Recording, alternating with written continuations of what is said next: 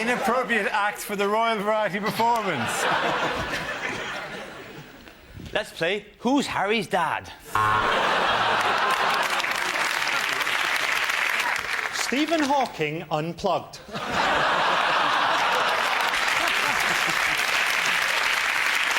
Your Royal Highnesses, Lords, ladies and gentlemen, I give you synchronised dogging.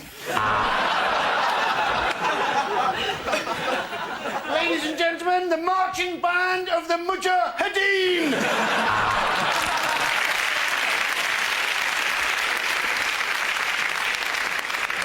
As a treat for the Duke of Edinburgh, the black and white minstrels sing the speeches of Hitler.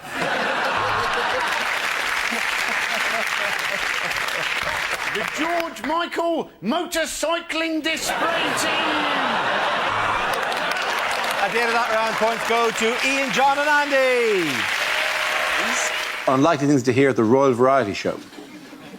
Hello, I'm Frankie Boyle.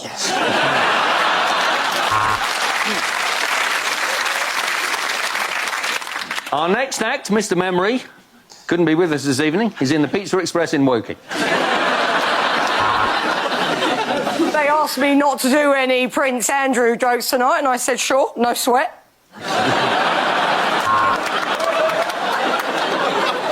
And for her next trick, the Queen will make Prince Andrew's birthday disappear. At this point in the evening, I'd just like to ask the members of the royal family to put their rifles away as I welcome to the stage the cast of The Lion King. At 93 years old, I think we'll all agree it's just good to see her out the house at this time of year. Give it up for Madonna. Welcome, Ginger, Baby, Sporty, Posh, and the other one. Yes, it's the royal family. Unfortunately, Prince Andrew is running late because he's stuck in trafficking. Well, we're now going to end this evening of royal entertainment in this magnificent theatre in the traditional way, a fly-through by the Red Arrows.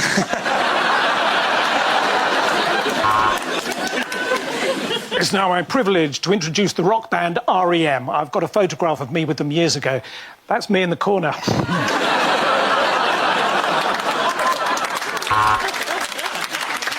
This next act needs no introduction. Yes, she bends, she twists, she contorts herself, but the Queen cannot get out of her obligation to attend this shit show. And your card is what? The four of clubs.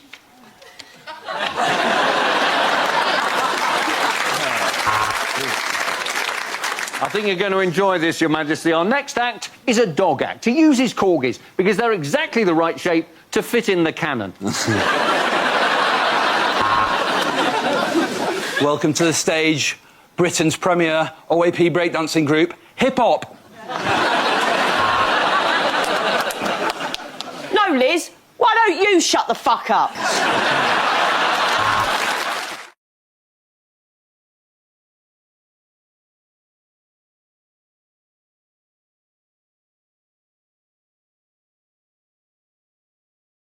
Lines you wouldn't hear in a costume drama.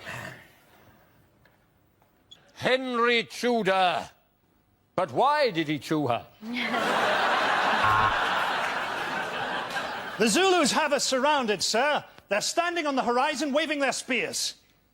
Wait a minute. Those aren't spears. Mr. Darcy, I do believe you've poked me on Facebook.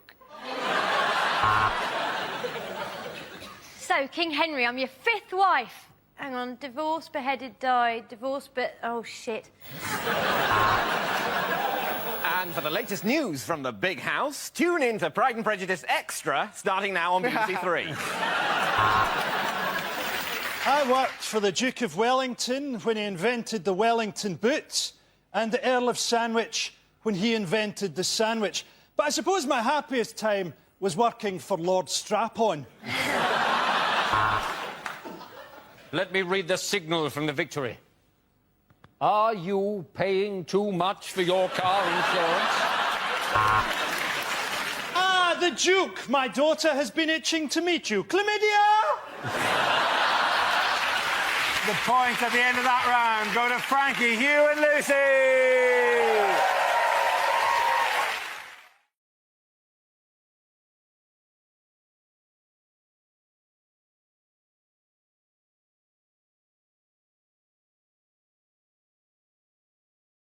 Milton, let's see what you've been left with. Let's spin the wheel. And the topic is transport. So I was on the bus the other day. Driver stopped, got off, wouldn't come back. Apparently some bloke with big teeth kept talking to him.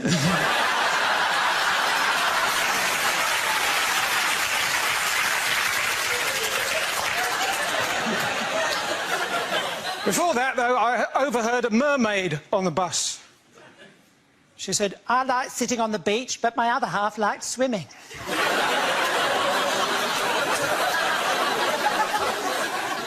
Anyway, reading between the lines is dangerous if you're waiting for a train. Anyway, I did a show in Liverpool recently, and afterwards a bloke came up to me and said, "Hey, listen, I want to talk." I said, "Well, just keep practicing."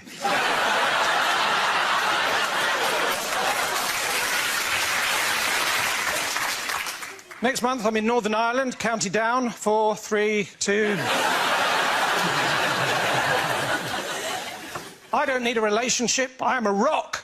I'm an island. Sometimes I go down to airport arrivals and I stand with a piece of cardboard saying, "No one."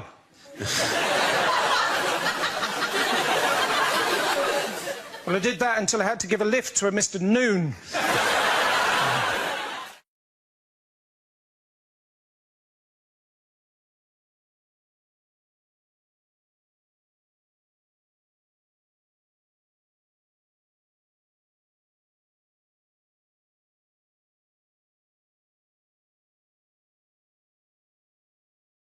Now we play a round called Don't Go Bacon My Heart.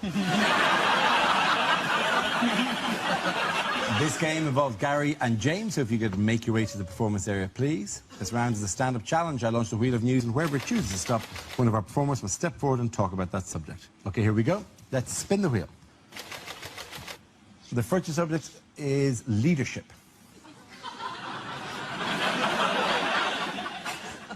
Leadership looks fun, but it's stressful. Just look at anyone leading a conga. On the outside, it looks brilliant, having a great time all the time, just...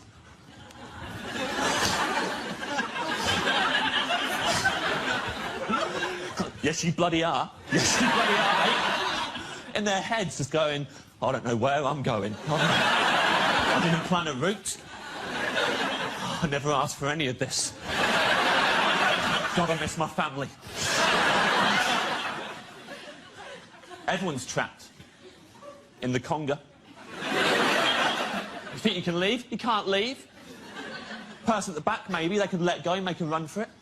Everyone else, you let go. You're not out the conga. Now, you're the leader of a rival conga.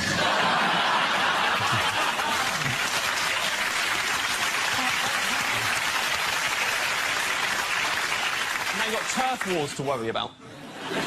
Worst case scenario, you're second from the back, you let go. The one person behind you loves congas, isn't giving up for anyone. You're trying to mingle at the party with a maniac on your hips. Can have a serious discussion about the Lib Dem conference and still going hell for leather. You'd have to go swimming just to get rid of them.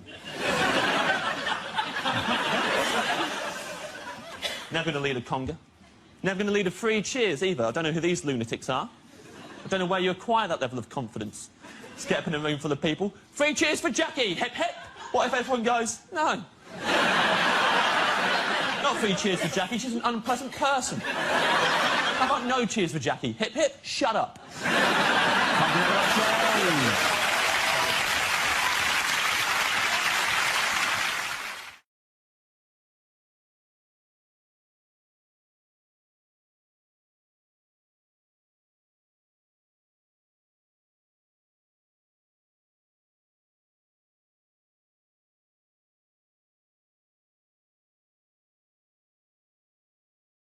Start with a round called Headliners. Here's a picture of David Cameron. But what does CEPL stand for? Is it just a description of what he's like? Is it conservative, Etonian, posh, la-di-da? Is it crap Elvis prowls London? Is it the essential conundrum that is Cameron, cyclist employs private limo driver?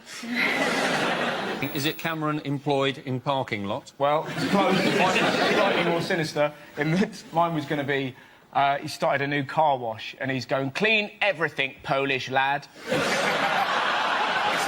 Mine's is slightly more sinister again. Cameron enjoys penetrating ladyboys.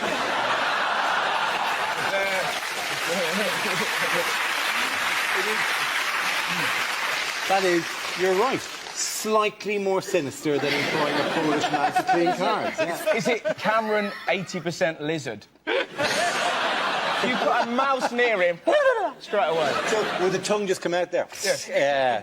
Was he holding a fly on the end of his finger? Yeah. John, I have to give you a clue. The C doesn't stand for Cameron. Conservatives. There we go. That's what the C stands for. Not particularly difficult leap. Enjoy. Pointing lots. No, not pointing lots. Conservatives extend poll lead. Very good. Well done. Thank you very much, Judah. Yes, the answer I was looking for was Conservatives extend poll lead. This is news that David Cameron's party are now further ahead of Labour than at any point since the height of the economic crisis last September, increasing pressure on Gordon Brown. We've got to remember with this poll, right, it's just a survey. Surveys mean nothing. Right, the Liberal Democrats got 18%. Nick Clegg got 18%. Who is he? When he tells his mum he's coming round for tea, she looks him up on Wikipedia.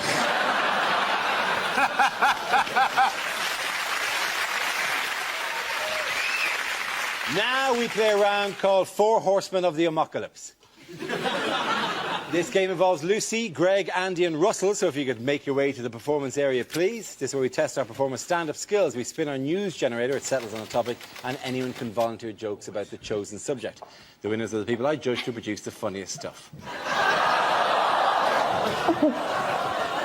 That is just against nature. OK, here we go. Let's spin the wheel. OK, the first topic is Britain. Who wants to come in on that? Yes, I love Britain. Do you? Kind of. I think Britain's amazing, but I think we're quite hard on ourselves. Like, if you go to America and you do shows, they always get this thing where you go on stage in America, like in Chicago, and you say, oh, so what's Chicago like? And they go nuts. They go, woo, yeah, Chicago, woo, woo, woo, for about a day. And then you come back over to Britain and you go to somewhere like Birmingham and you say, oh, so what's Birmingham like? And they all go, oh, it's a bit shit. I live in London, in Britain. I live in Kentish Town, which is lovely because it is actually like a Kentish town. Unfortunately, the town in Kent it's like is Maidstone, which is crap.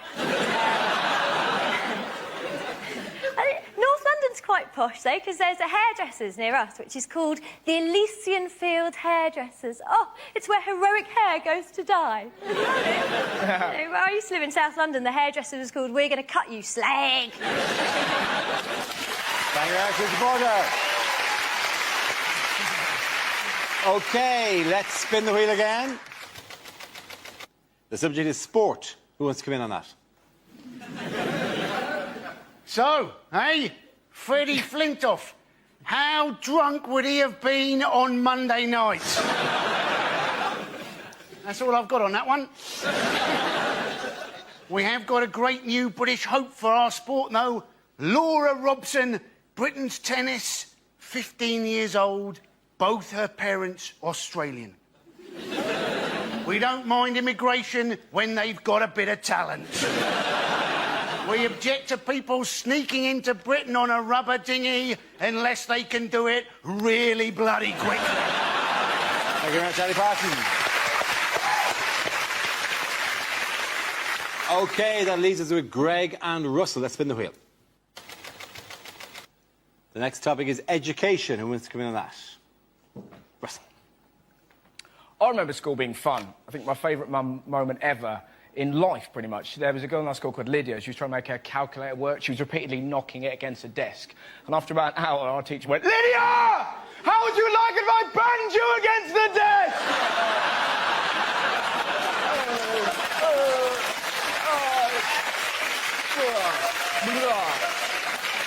It's the greatest day of school. But now it's more sinister, isn't it? Like, they're now talking about teaching 5-year-olds sex education. Of course, people are very angry. It's disgusting! It's too much! Like, calm down. Not going to teach them technique. Right, this is how I like to do it, kids. That's right.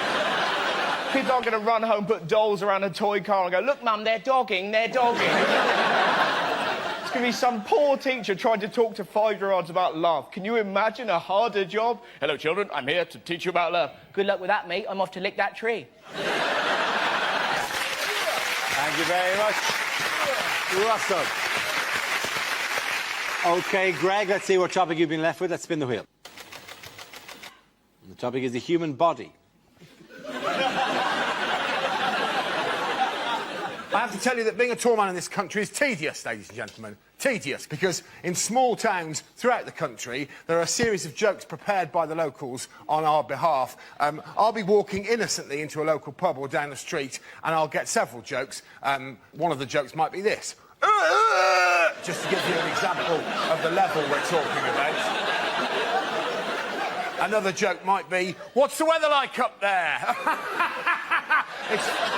It's freezing. There's a massive climate change in this amount of space here. You toothless buffoon. And probably the most offensive example of this is genuine. I was at a cash point and there was a little old woman in front of me at the cash point tapping away with her claws. And I'm sorry, I'm just quite angry about this. And when she'd finished, bless her heart, she turned around and she hadn't seen me. She turned around and she went like this. Oh! Maybe not that sexually. She said, oh! And then with no hint of irony at all, she asked me this question. Would you like a job at my house, changing light bulbs?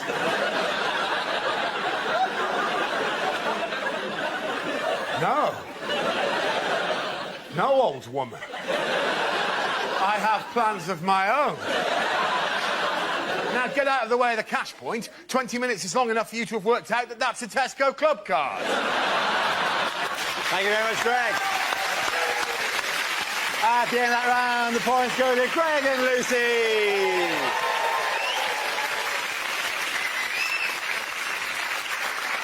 Our next round is called If This Is the Answer, What is the Question? On the board are 6 categories. Greg, which category would you like? Science, please. OK, science is the category. The answer is 40 years. What's the question? What is the average waiting time at Glasgow A&E on a Friday night? Is it for how long would I happily follow Beyoncé up an impossibly tall ladder? Is it how long would it take to cook John Prescott? Is it? Medium rare. Yeah. What is the youngest my balls have looked? Is it how much older does Dara look than Russell? Is it, on average, how long does it take me to knock one out to loose women? Genuinely, depends who's on the panel, I feel. That average can sway quite a lot. The day you were on it was fantastic. I'm doing it next week, and what I really don't want is to be thinking, oh, what's Frankie Boyle doing right now? You'll be thinking... it's a safe bet, Lucy. To be honest, even if I'm not watching it, it's just that time of day. What duration did Michael Jackson's agent initially plan for his run at the O2 Arena? How long is it going to take me to raise the finance for my self-penned disaster porno film, 6911?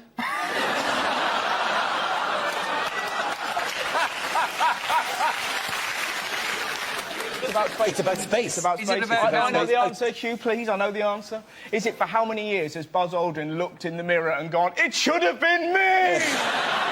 That is essentially the answer. Do you want to give the answer in a slightly more? It's 40 years since we landed on the moon. Very good. Well done, Russell. Thank you very much.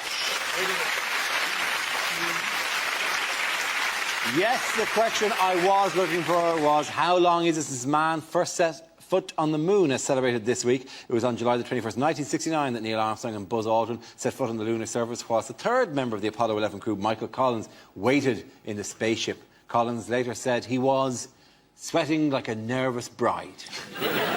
It's such an interesting fact because, like, we've only really... A lot of the population just found out that there was a third guy. You're like, oh, really? really? Oh, cool. How tempted would he have been just when they were coming back just to put on an alien mask like that? So he went, hey, you never guess what the... Before we move on, can I get this straight? We're going to talk about this like the moon landings happened? Yes, we're presuming for the sake of this conversation that the moon has actually happened. In 1969, right, they took off and went, oh, let's point out the moon. Let's land on the moon. Oh, there's the moon. Oh, time's up. Let's take off from the moon. Go back to Earth. Let's point it. We don't want to miss Earth. NASA can't launch a rocket from here without blowing it up. Their next mission is called Operation Space Grave.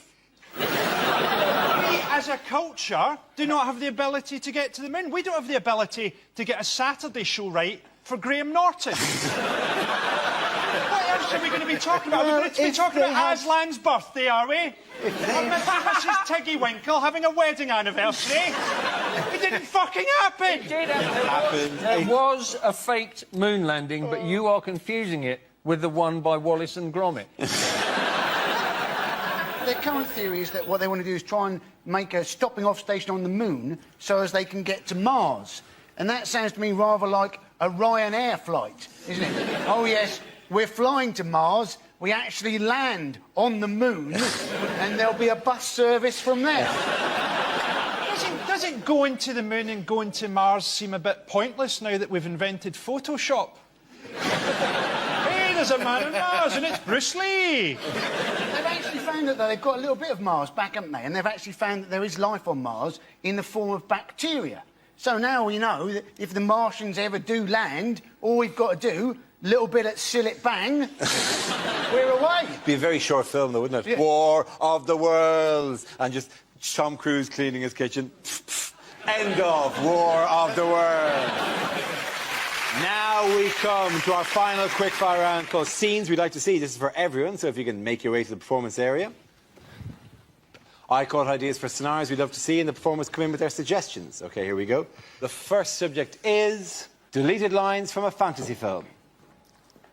I am Aragorn, son of Arathorn, the heir to Isildur and part of the Fellowship of the Ring. Please leave a message after the tone. Ron had been suffering from swine flu and people were avoiding him. Luckily, he was ginger and he was used to it. I don't know why you're so upset, Harry. The original Dumbledore died 3 films ago and no one gave a shit. Did you find Narnia in the wardrobe? No, Edmund. We found your porn stash. My friends, we will never hear the word Mordor again. Taggart has been cancelled. No, Harry, it's not a 5-headed dog. It's girls allowed. Me. I am Aslan, formed by the merger of Asda and Matalan.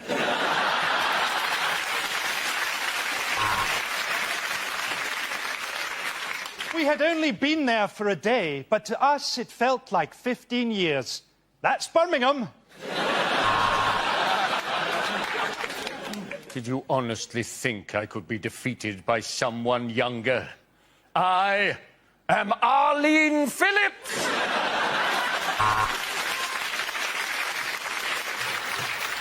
Welcome to Mordor, twinned with Swansea.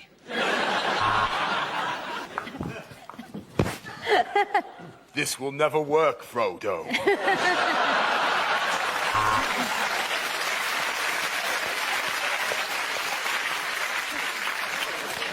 In the wardrobe, we found a magical compartment that led to the Fritzl family. He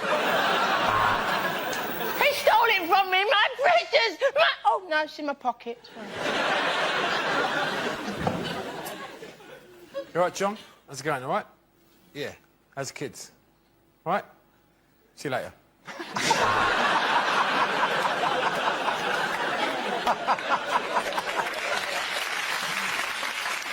I'm not a dwarf, I'm a lesbian. The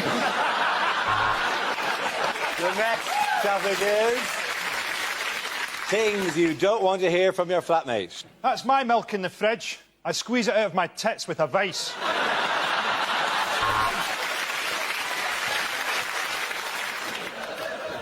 No, we can't share the electricity bill. I've got a phone charger and a laptop, and you're on a life support machine.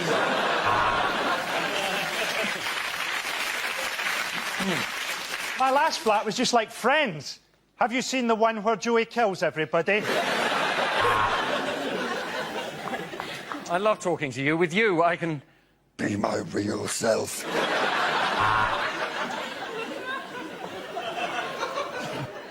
There's just 2 of us. Well, 3 if you count God. I'd give it 10 minutes in the toilet if I were you. That one could talk. Well, if you don't think I'm a nosy bastard, why did you write that in your diary?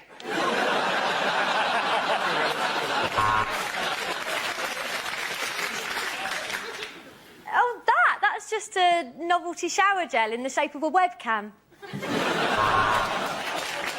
Hey, you said there wasn't enough room to swing a cat. Look at this. Loads of room.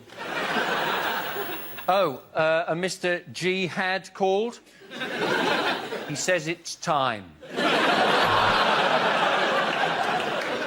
I don't see why I should pay for half the loo roll when I never use any.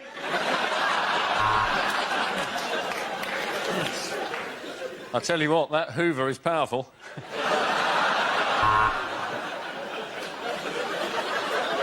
OK, there's one certain way to find out who ate my yoghurt: an AIDS test.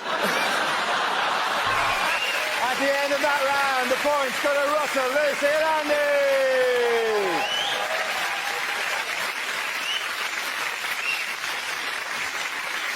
And that's the end of the show. This week's winners are Andy Parsons, Lucy Porter and Russell Howard.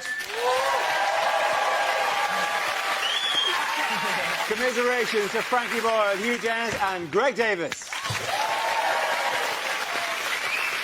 Thank you for watching. I'm Dara Green. Good night.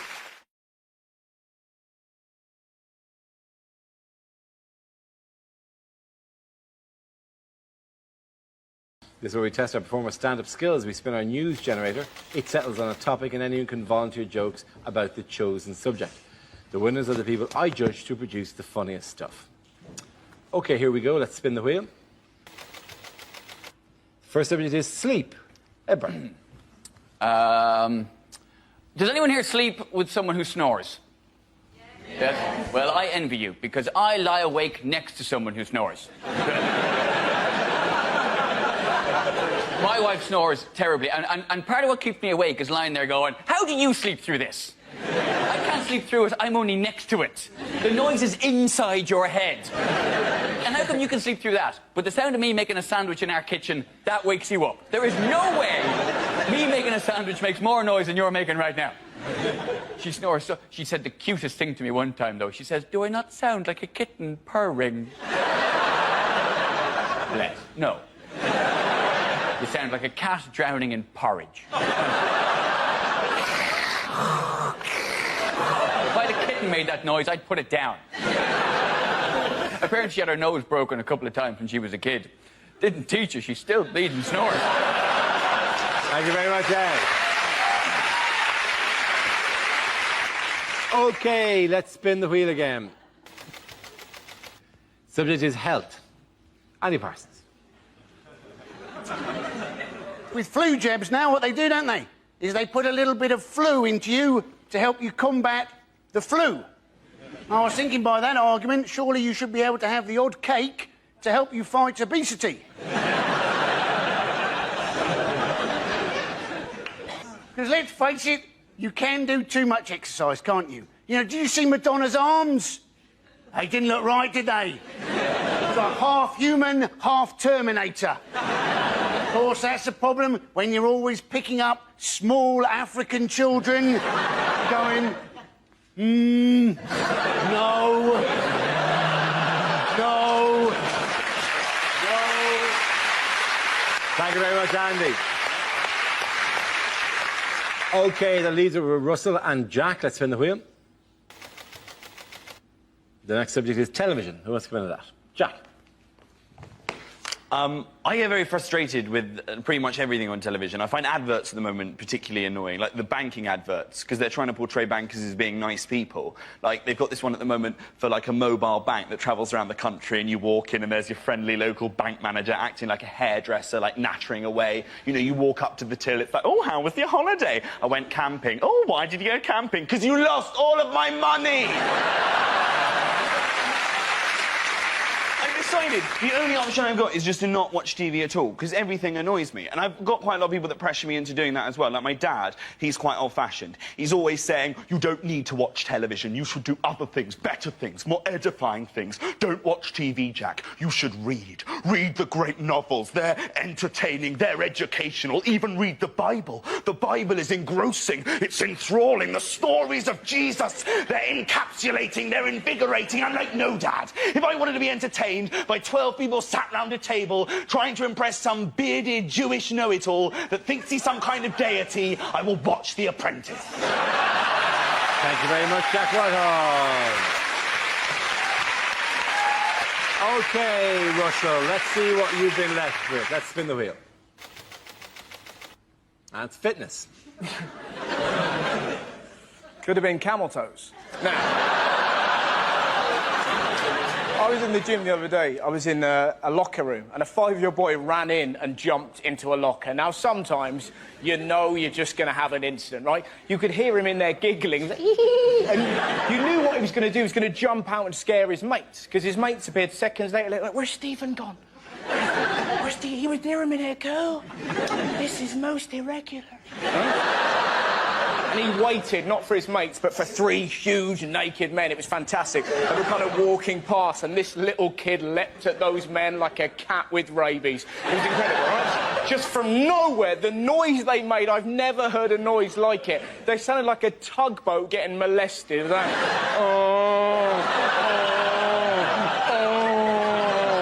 His long-suffering dad is in the showers, obviously heard this and went, that'll be my bloody boy! Ran back, confronted this glowing hellbeast and went, Stephen, what have I told you about acting up in public? And this little kid cut his dad down with one very simple sentence. Dad, your willy's moving? You're just there going, oh, the world is a better place. Thank you very much, Russell. At the end of that round, the points go to Ed and Jack.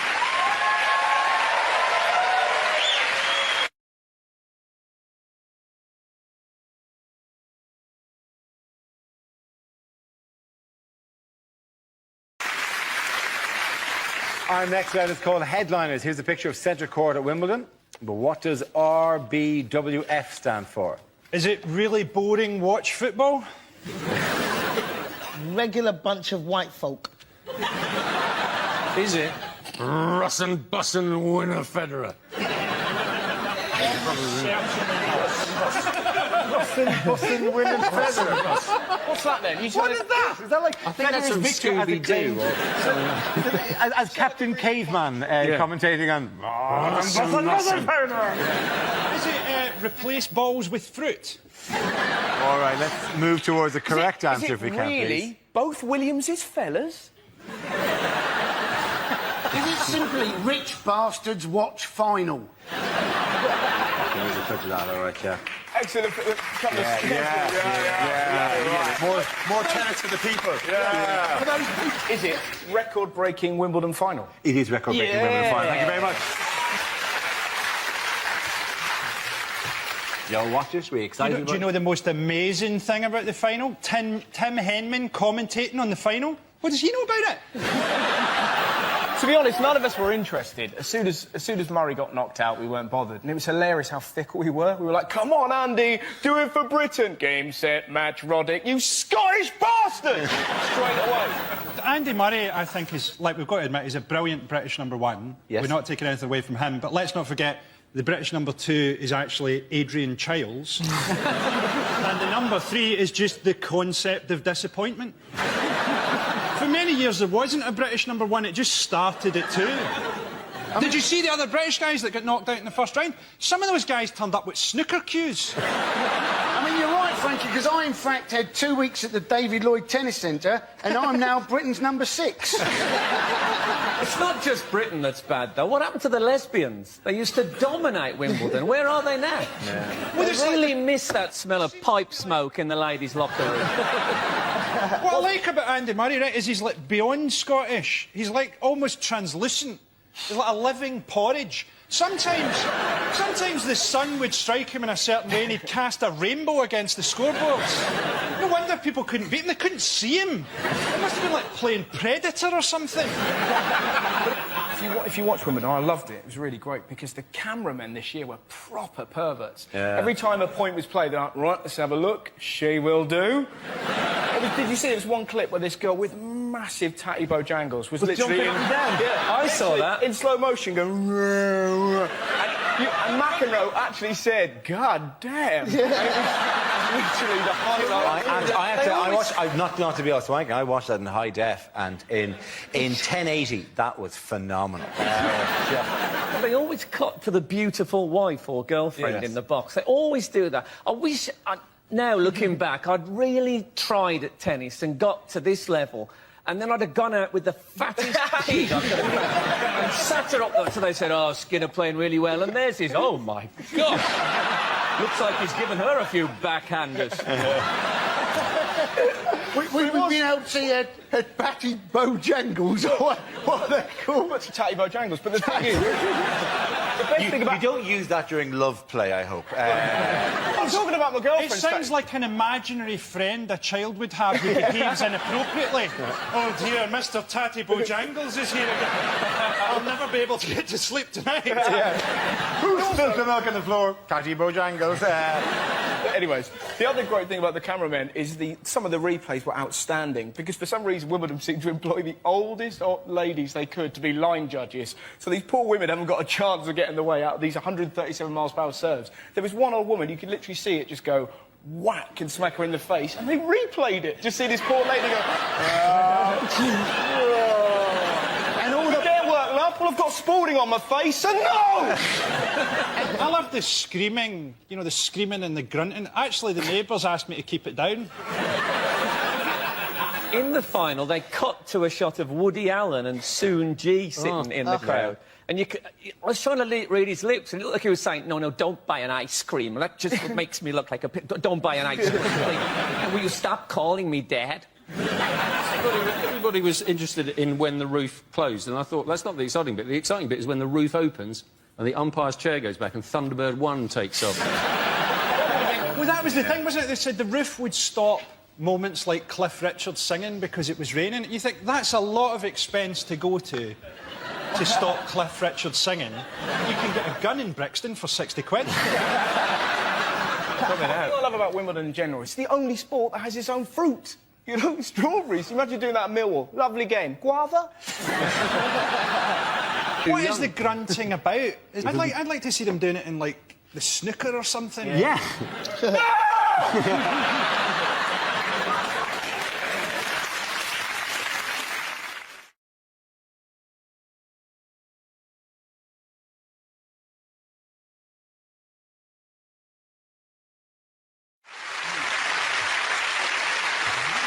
We start with a round call. If this is the answer, what is the question? On the board of 6 categories. Chris, which category would you like? Sport, please. OK, the category is sport. The answer is 736. What is the question? Is it Tom Daly's bedtime? On which page of your home insurance does it say that they never pay out for anything ever?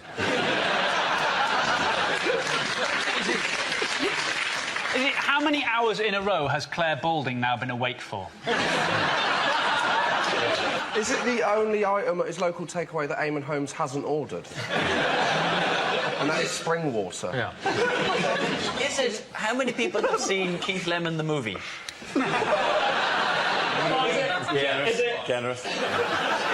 Is it if you saw Pythagoras in concert, name one of the old numbers he might try and do?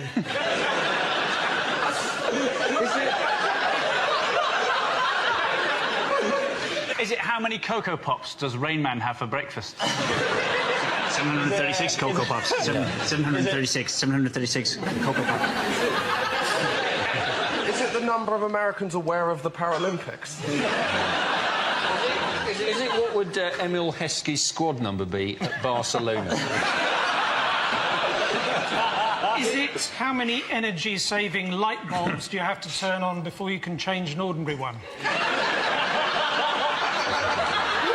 it how many calories does the average man burn off while having a proper think about Jessica Ennis?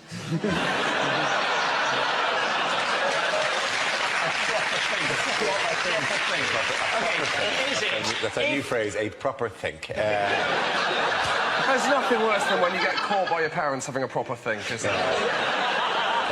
I thought you were studying for your exams, and no, he was having a proper think. Put your new complexion on, go to your room and think about what you've done. It's going to bring towards the correct answer if you can. When reading the letters page of the Daily Mail, what year does it feel like it is? Is it the amount of athletes that took part in the parade this week? Absolutely right. Thank you very, very much. Well,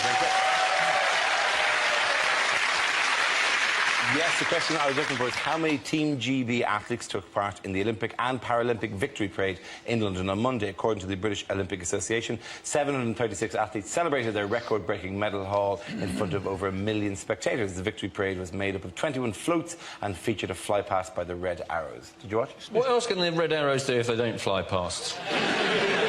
Presumably walk past in formation. Everybody loves the Red Arrows, don't they? Everybody really loves the Red Arrows. You think how much better people would feel about our unwanted intervention in other countries if we bombed them using the Red Arrows. I went to the Paralympics. It was very exciting. It was quite complicated. You get used to, because I didn't know anything about it. And the first race I watched was the... because, you know, they had those grades, and so I watched the S6 swimming. And I was like... they said it, I was like, the Essex swimming? I mean, I know that's frowned upon to be from Essex, but that is not a disability. She's slightly slower because her vajazzle will hatch in the water. The pool just looking like a weak gravy off all the false...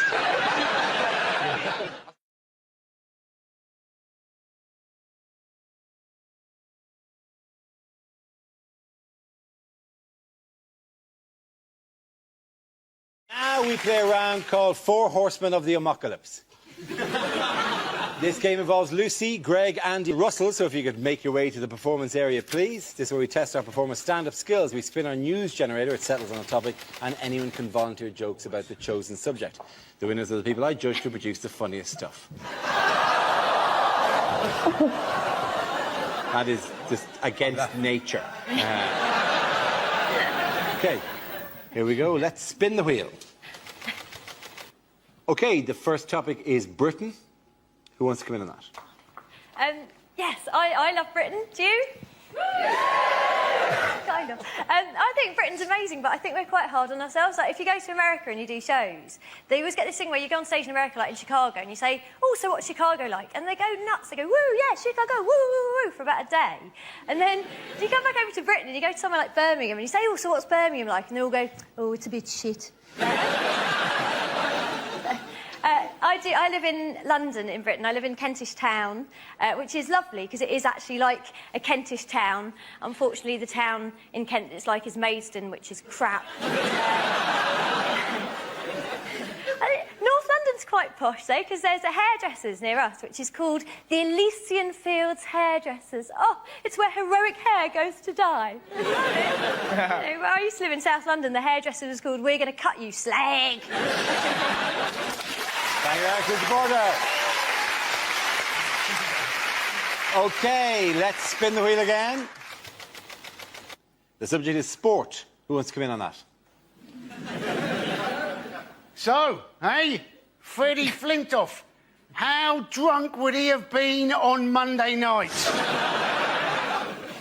That's all I've got on that one. We have got a great new British hope for our sport, though. Laura Robson, Britain's tennis, 15 years old, both her parents Australian. We don't mind immigration when they've got a bit of talent.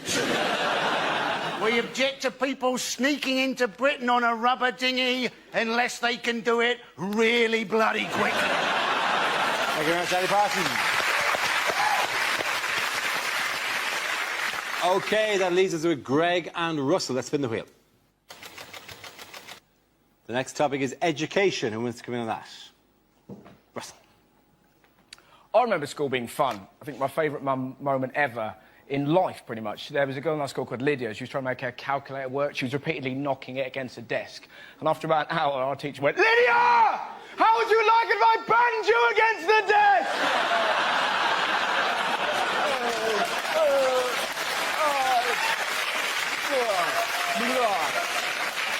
It's the greatest day of school. But now it's more sinister, isn't it? Like, they're now talking about teaching 5-year-olds sex education. Of course, people are very angry. It's disgusting! It's too much! Like, calm down. Not going to teach them technique. Right, this is how I like to do it, kids. That's right. Kids aren't going to run home, put dolls around a toy car and go, "Look, Mum, they're dogging, they're dogging." It's going to be some poor teacher trying to talk to 5-year-olds about love. Can you imagine a harder job? "Hello, children. I'm here to teach you about love." "Good luck with that, mate. I'm off to lick that tree." Thank you very much. Russell. OK, Greg, let's see what topic you've been left with. Let's spin the wheel. And the topic is the human body. I have to tell you that being a tall man in this country is tedious, ladies and gentlemen. Tedious, because in small towns throughout the country, there are a series of jokes prepared by the locals on our behalf. I'll be walking innocently into a local pub or down the street, and I'll get several jokes. One of the jokes might be this. Just to give you an example of the level we're talking about. Another joke might be, "What's the weather like up there?" It's freezing. There's a massive climate change in this amount of space here, you toothless buffoon. And probably the most offensive example of this is genuine. I was at a cash point, and there was a little old woman in front of me at the cash point tapping away with her claws, and I'm sorry, I'm just quite angry about this. And when she'd finished, bless her heart, she turned around, and she hadn't seen me, she turned around, she went like this. "Oh!" Maybe not that sexually. She said, "Oh!" And then with no hint of irony at all, she asked me this question. "Would you like a job at my house, changing light bulbs?"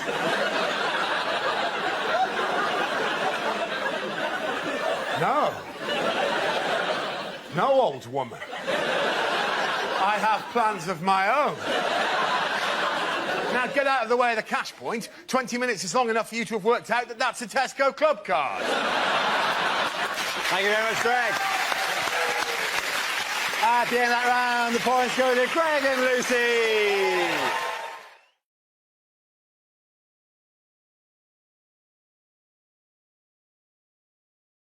The next round is called Between the Lines and features Hugh and Russell. Would you make your way to the press pit, please?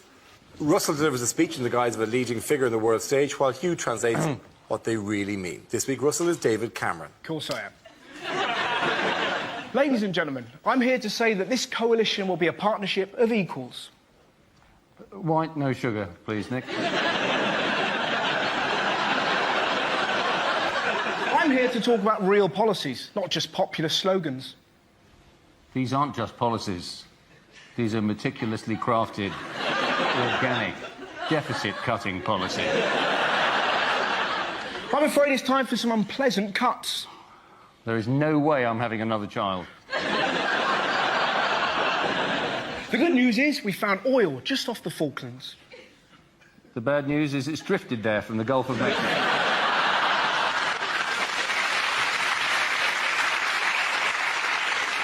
People say I'm just image, and you pulled that photo.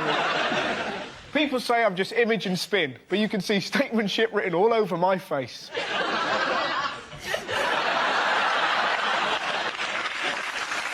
It's important to stress I'm very familiar with the language and culture of young people. What's up?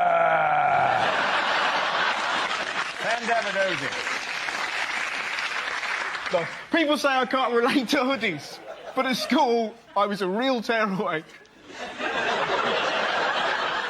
Yes, there was that time we spooned quints into matrons' loafers.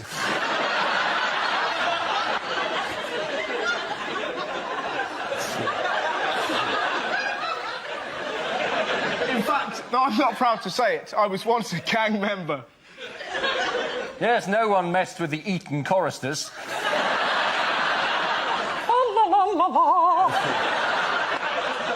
I stopped doing that. Having visited America recently, I must say I've never met anyone like Barack Obama before. Well, I have, but normally they're wearing white gloves and serving me G&T.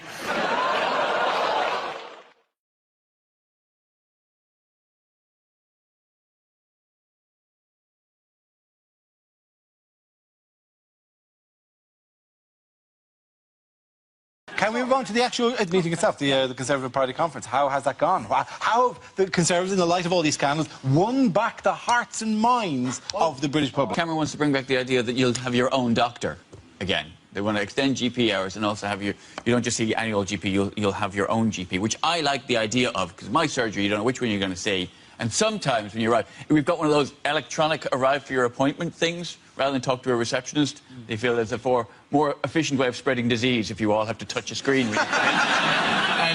and sometimes it'll say you're going to see this doctor or that doctor, but sometimes it doesn't know. And one time I've gone in and it's actually gone, you are seeing Dr. Unknown. My old nemesis. We meet again, Dr. Unknown.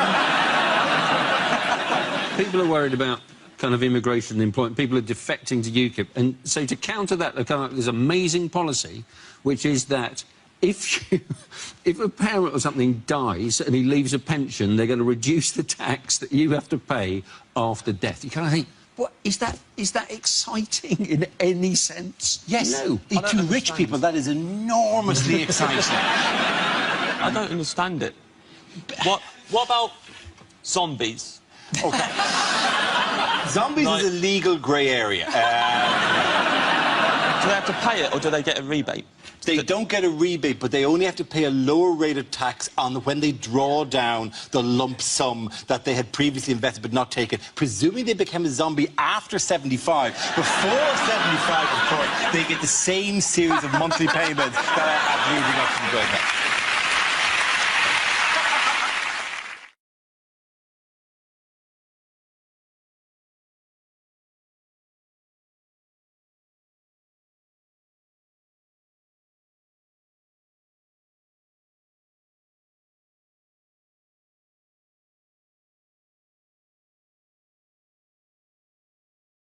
Picture of Kanye West performing at Glastonbury Festival this weekend, headlined the Pyramid Stage on Saturday night. The rapper told the crowd, "You are now watching the greatest living rock star on the planet."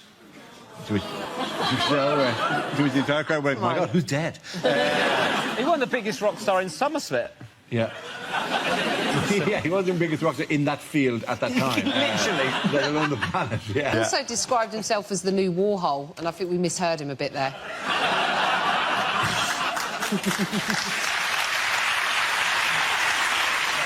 130,000 people signed a pledge, didn't they, to try and get him replaced.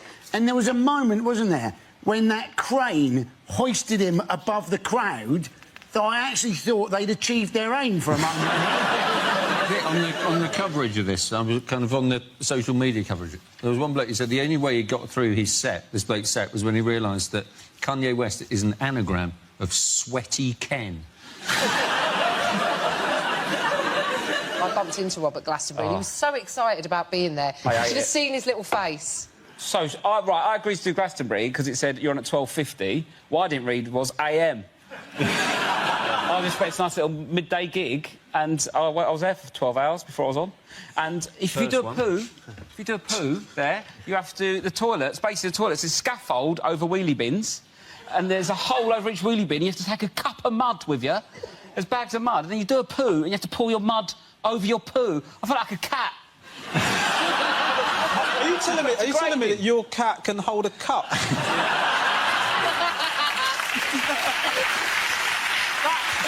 That toilet situation is just so you've got scaffolding and you've got wheelie bins underneath. Yeah, 1/3 of the toilets were kind of essentially a compost heap. So they wanted to recycle they could use as human waste as it. Yeah. So they had people with sand or soil or whatever. Well, why do you need fertiliser over that? All everyone's having all weekend it's cider and kebabs. What are you trying to grow with that? What are they trying to grow? People to go on Jeremy Kyle?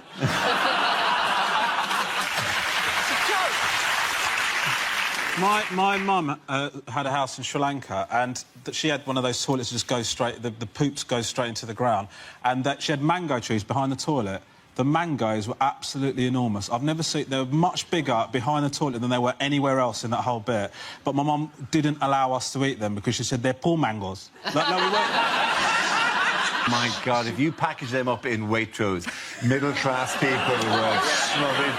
These are poo mangoes. They're the only mangoes I get. Oh, no.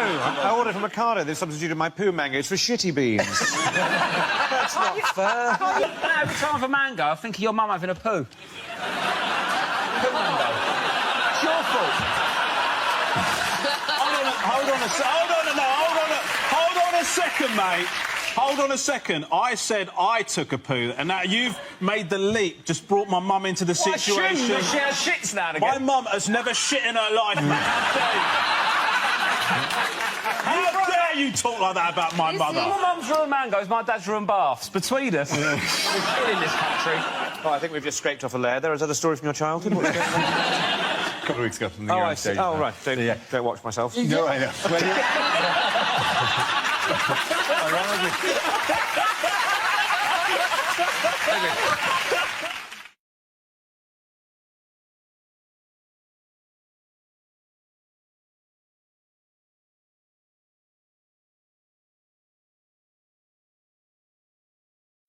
Our next round is called Headliners. Here's a picture of Mahmoud Ahmadinejad, but what does ACIP stand for?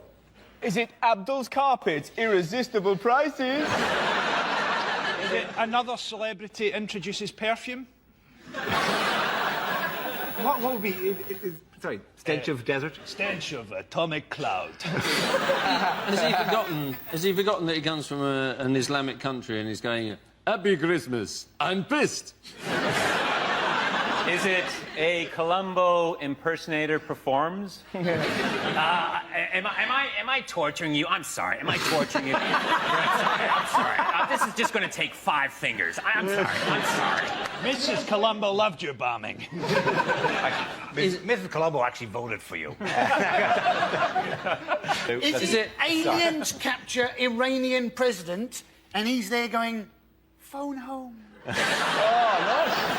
I'll give you a clue. The A doesn't stand for Ahmadinejad. Alan Carr is priceless? Nor does it stand for Alan. It stands for Ayatollah. Ayatollah. Aladdin. Ayatollah confirms Iranian president. Very good. Well done, Hugh. Thank you very much. Yes, the answer I was looking for was Ayatollah confirms Iranian president. This is a story that Ayatollah Khamenei has finally declared Mahmoud Ahmadinejad the winner of June's Iranian presidential elections, despite ongoing protests. But what was incredible about it, so basically they were accused of stealing the election and then people protested, and then Ahmadinejad said, you know who's to blame, don't you? Britain. And we all went, eh? We're watching Wimbledon, mate. I've got no idea. We're watching a hairy Scottish man do very well. Savvy was his opponent, wasn't he? And after the election, he had his supporters come out and marched, and then Ahmadinejad's supporters came out and did a counter-march, and then there was another march, and it was basically, if only we had some way of telling who had the most supporters, like maybe some sort of election or something. Don't we need to get perspective here? OK, they arrest protesters. We arrested protesters after G20. Yep. They killed a protester. We killed a guy who wasn't even protesting. They've got Sharia law that isn't very nice to women. We've got Jude law.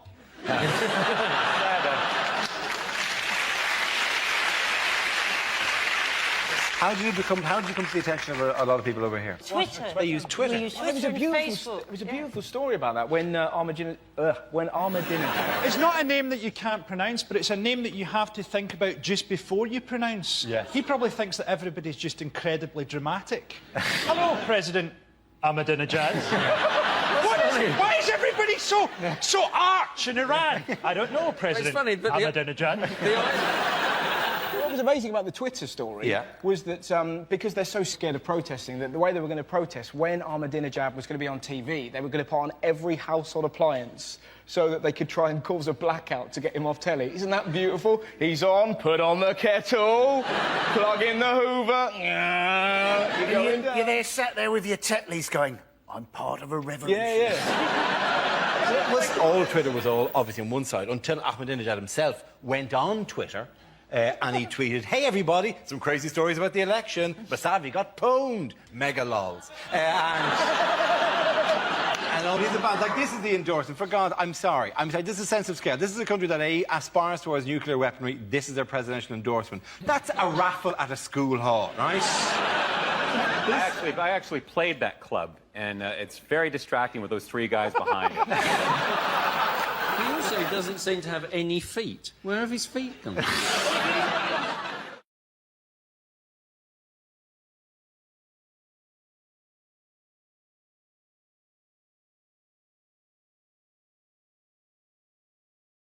Now we play a round called Stand Up and Joke Off. This game...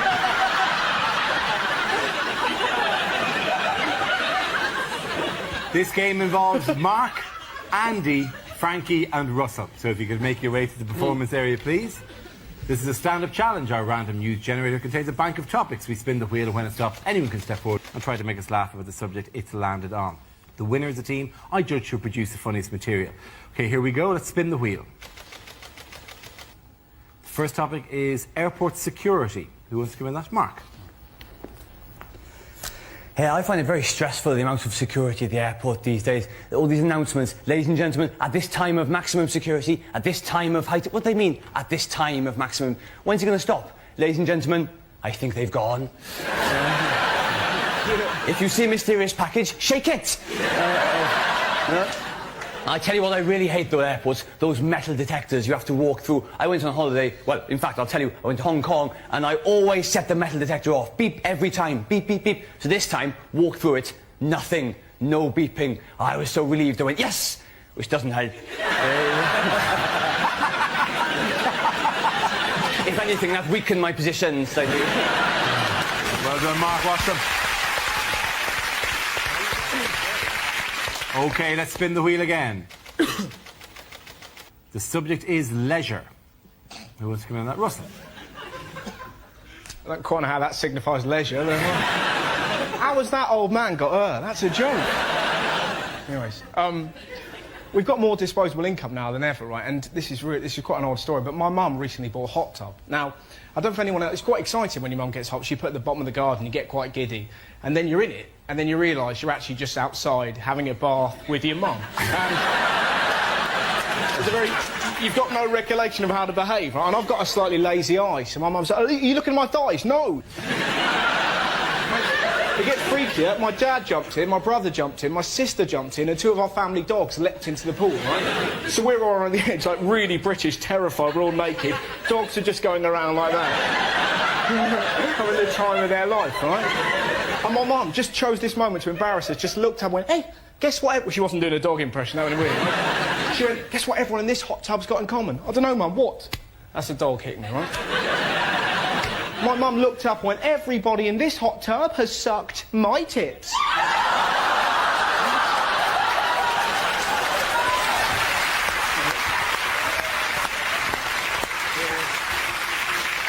OK, that leaves us with Andy and Frankie.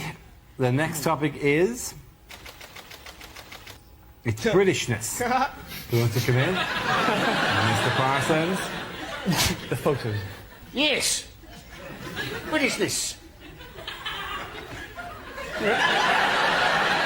For those of you who require more than just a setup to a joke, there's only two things we like, aren't there? Huh? Moaning and queuing. And why do we like queuing? So as we can have a bloody good moan about it.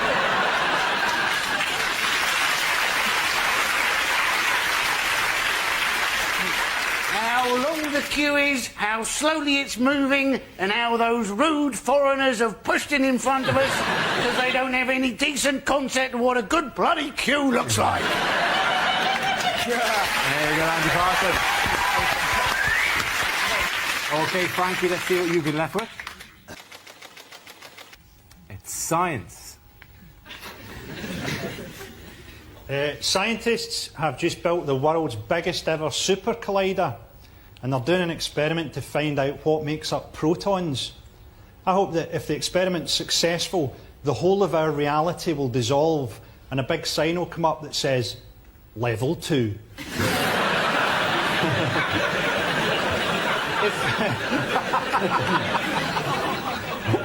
I always wondered, you know that woman that had the face transplant? See if she gave you a blowjob, would that technically count as a threesome? Thank you, Roy, ladies and gentlemen. I think in that round the points go to Russell and Andy. Everyone come back.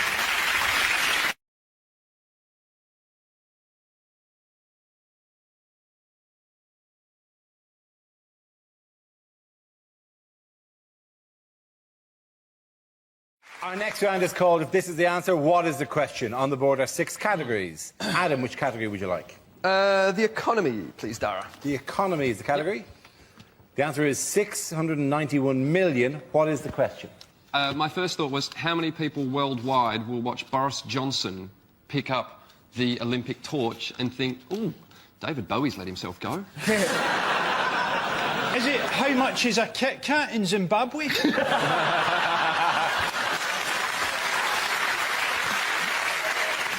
What speed does Jeremy Clarkson think is reasonable in the built-up area? What does C-3PO shout when he ejaculates? Is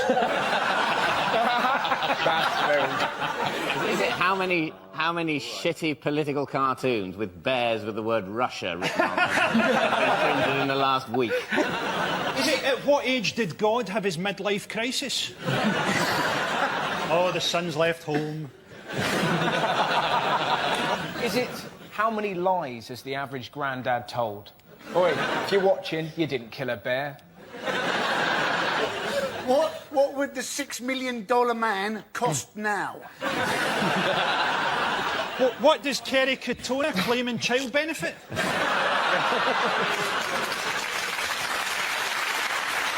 I know the actual answer. It's how much money did the Royal Bank of Scotland say that they'd lost this week? Yes, exactly right. Well done.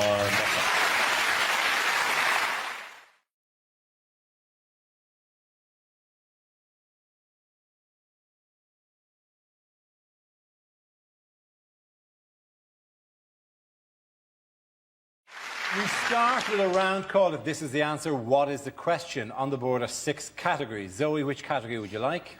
Politics, please. OK, your category is politics. The answer is 50%. What is the question? What is the name of 50 Cent's mathematician's brother? Is it what does Heather Mills save on IMAC? What is the most you'll have to pay for a sofa at DFS? What is a bad answer to the phrase, how much do you love me? Is it the percentage of Ant and Dec that is forehead?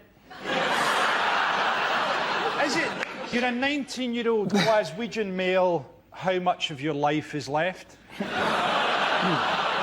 Is it if I entered an orgy covered in Marmite, what would be my success rate? But to be honest, I always find that when people say, oh, I'm a Marmite kind of person, people either love me or hate me. They're always people that everybody hates. Is it how much of Silvio Berlusconi is made of oil? Is it what percentage of the population, rather than a TV debate, would like to see Cameron and Brown have a cage fight? I would love to see that. So would I. Yeah. Who would win that? I would imagine Brown. Yeah, Brown. He's got moves. He's also got that dislocatable jaw. Yeah, he can actually swallow your whole. He could swallow you. He can actually take your jaw down. Imagine that. Wouldn't that be incredible? If Cameron ran towards him. Cameron's legs flapping. Is it what was the proportion of cats that died during the making of my ill-fated television pilot, Cat versus Bleach? It would be 100%, surely. Do we have an answer that we can do? I think it's what percentage of the top jobs in the Labour Party does Harriet Harman think should be filled by women? You're absolutely right. Very good. Well done, Hugh. Thank you very much. Yes, the question I was looking for was, according to Harriet Harman, what proportion of the top 2 posts in the Labour Party should be allocated to Harriet Harman? Or more generally, women. This is the news. The Deputy Leader of the Labour Party, Harriet Harman, said that either her post or the job of leader should always be occupied by a woman because, in her words, men cannot be left to run things on their own. Her actual Oh, words. listen right? to that applause. Did you hear that? Bingo wings in the corner. I mean, there is something about representation of women at the high levels of government, but that actual quote does make it seem like every time she left the room, it would turn into a chimp's tea party. And she'd come back in and they go, oh, sorry. It's true, though, isn't it, that women are underrepresented in the top echelons of politics. I know, in Italy, for example, there are lots of women in the top jobs. You can be... Berlusconi will put you in the cabinet in Italy at the age of 19 if you're good enough. So you can see where she's coming from. Harriet Harman's an incredible figure, isn't it? Do you know that Harriet Harman, when she first came to my attention, she wrote a book about the history of feminism, which she dedicated to her husband. She's mistaking sexism with people hating her. She's always saying stupid things, isn't she? She said she is Radio 2 to Gordon Brown's Radio 4. And you're thinking, well, she's not Radio 2. Radio 2 is the most popular radio station in this country. If she's anything, she's Isle of Wight FM on a Sunday morning at 3 o'clock in January when the transmission mast is broken. Some are watching is there is the guy who does the 3 o'clock in the morning slot. Why am I the shorthand for crap? Wouldn't it be great if he looks exactly like Harriet Harman as well? I know their female politicians always have an element of freakishness, don't they? She's a bit of a freak. Hazel Blears looks like Gianfranco Zola humped an Oompa Loompa. And Margaret Beckett looks like a face trapped in a haunted mirror.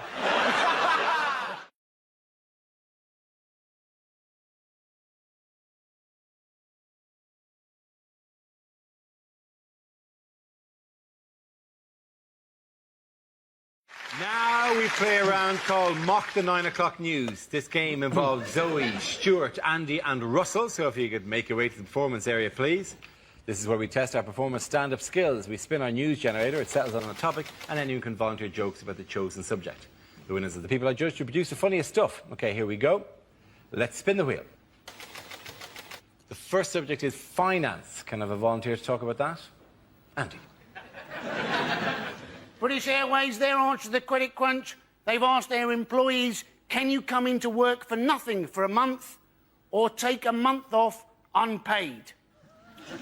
There's a tricky choice, isn't there? And who is going to want to fly British Airways? The last thing you want to hear when you get on the plane, this is your captain speaking. I'm not being paid today. Good luck. I am looking forward to seeing the credit crunch version of Monopoly. You know, instead of getting £1,500 from the bank, you have to lend the bank £1,500. And then everybody keeps on going round the board with nobody buying any property whatsoever because they always think it's going to be cheaper next time they go around. Well done, Andy. OK, let's spin the wheel again. The subject is Sarah Palin. Who wants to talk about that? Sarah Palin. She was apparently an ex-beauty queen of a town in Alaska called Wasilla. And the press were very keen on this. They kept saying, you know, the beauty queen, Sarah Palin, the ex-beauty queen, the beauty queen, Sarah Palin. Let me tell you something, people. Wasilla is a very, very small town. Population 8, possibly 9,000 people at the best of times. To call it a one-horse town is to over-exaggerate the number of horses in that town by one. They timeshare a horse with another shithole down the road. Now, my brother used to live in Anchorage, Alaska, and I have been to Wasilla, and in the 5 minutes it took us to drive across Wasilla, I was voted beauty queen of Wasilla. It was no big deal, honestly. An otter and a caribou came second and third, respect. Thank you very much, Joey. That leaves us with Stuart and Russell. Let's spin the wheel again. The next topic is men's health. Who wants to come in on that? Russell. I went to the doctors recently with anal issues. I thought I had cancer, not I can't put my CDs in order. But the terrifying moments, right? So scary, because in your head, I'm going to die, And I went there and I took down my trousers. Obviously, we had a chat first, and it just... I'm not very well. You see that, mate? This is a chip shop. You've never done it slower in your life. I was just peeling them down. I got them down to about there. Just heard his booming voice go, in the other room. You have a decision to make there. Do you pull them up or do you waddle with pride, right?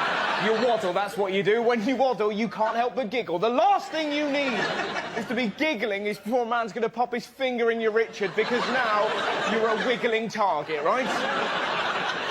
I'll be honest, when the finger goes in, you're not laughing anymore! You're like a red arrow! And that's the moment they chat. How you doing? Fine. When you draw the curtains, we've gathered quite a crowd. Look at that, it's Atrium Steps and he's getting violated. I'm Russell!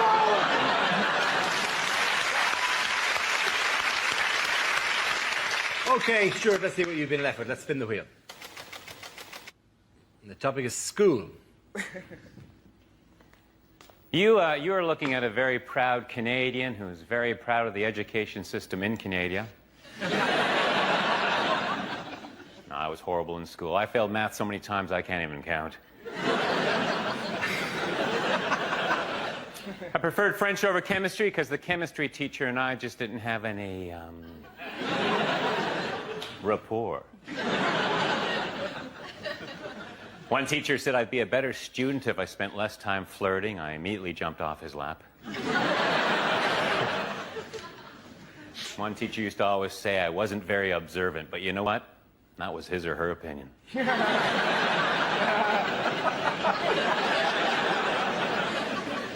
I was going to join the debating team, but someone talked me out of it.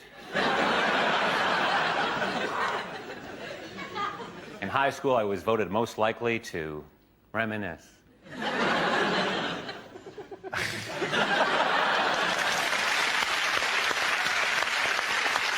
OK, at the end of that round, the points go to Zoe and Stuart.